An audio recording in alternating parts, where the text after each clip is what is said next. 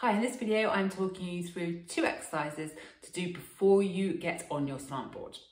One is foot mobility and one is for rotation, stretching out your body. So if you're anything like me, you've got rotation. Everybody's got rotation somewhere in their body.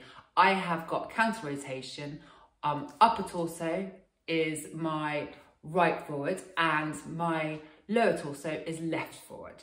So we are going to start with foot exercise. We're going to come down on the floor like this, and we're going to have one foot out to the side. It's really important the leg that's lying prostrate on the floor, really important to try and keep that as straight as possible and your knee as straight as possible as well, and your foot really active, not flopping out to the side or in. You might actually want to put something there like a pillow or a heavy book so it doesn't flop in and out. And we are going to raise one of our knees up to our chest and making sure that we're looking straight up at the ceiling, keeping your prostrate leg nice and active. We are going to do foot circles in one direction. Now we're going to do 30 of these. Remembering, prostrate foot, very active.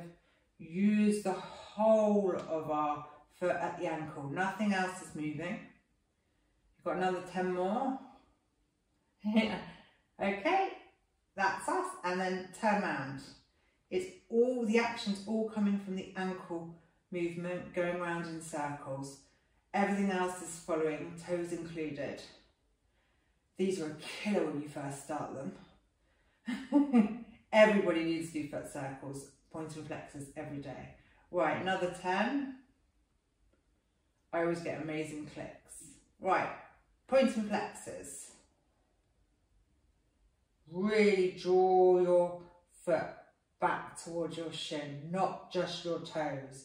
It's coming from the ankle. You're hinging at the ankle. And this is another one that I found very hard to begin with. Okay, always good to try and make sure that you are not rotated doing these exercises. It's very easy for your body to try and cheat.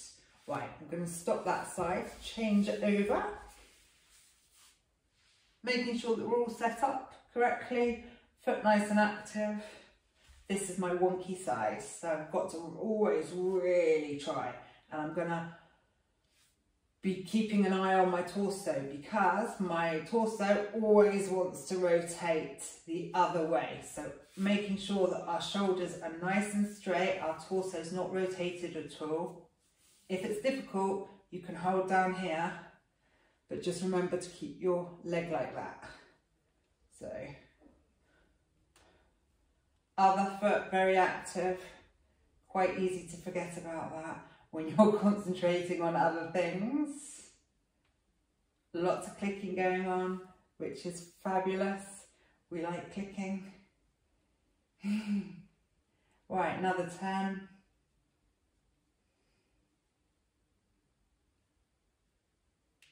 And change direction. Now, I've just realised I'm leaning over to this side. So I'm going to correct myself again. Looking up to the ceiling. Forgot what way I was going there. Loads of clicking going on. This is my more difficult side. Whew. Okay, we must be over 30 now. So points and flexors. 5, 6, 7, 8, 9, 10, 11, 12. Keeping the prostrate foot very active. Don't let your knee bend. 22, 23, 24, 25, 26, 27, 28, 29, 30. Okay, that is the foot circles, points and flexors over and done with. And now we are going to do one to help with our rotation in our body. So we are going to lie in the fetal position, arms out like a diving board, head what's really important is to have your head stabilised. I've forgotten my pillow and my actually I'm just going to go and get one because it's very important to be supported. You don't want your neck to be really cramped and cracked around in this exercise. It really needs to be supported. You might be okay with it without one, but I always suggest people do it. Have one. So arms out like a diving board, shift along a bit like that. Feet together. Top knee should be pinned to that bottom knee, and we are going to bring our arm up like that and then go like that. Very important, because you really want to keep this knee pinned to the bottom knee, because when you go over to the next direction in the exercise, it will automatically want to shift. So keep a hold on that. Okay, arm goes over and you look to the direction that your arm is moving in. And you want to lower your arm to the floor. Nice deep breaths, sending your breath all the way to the back of your rib cage. Now your arm, it might be up here, that is fine. Just keep looking in that direction, don't force it down to the floor. We're going to hold this position for a minute, and then we're going to swap sides. Okay, so as I've said, you don't need to go down to the ground. It's not as far as low as possible you can go. It's much more important to keep this top knee pinned to this bottom knee.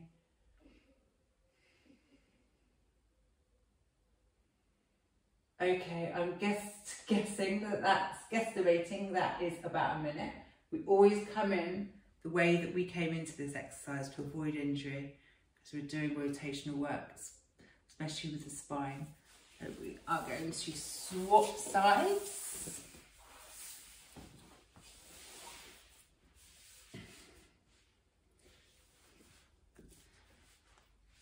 And this side always feels a little bit different to the other side because of my rotation going on.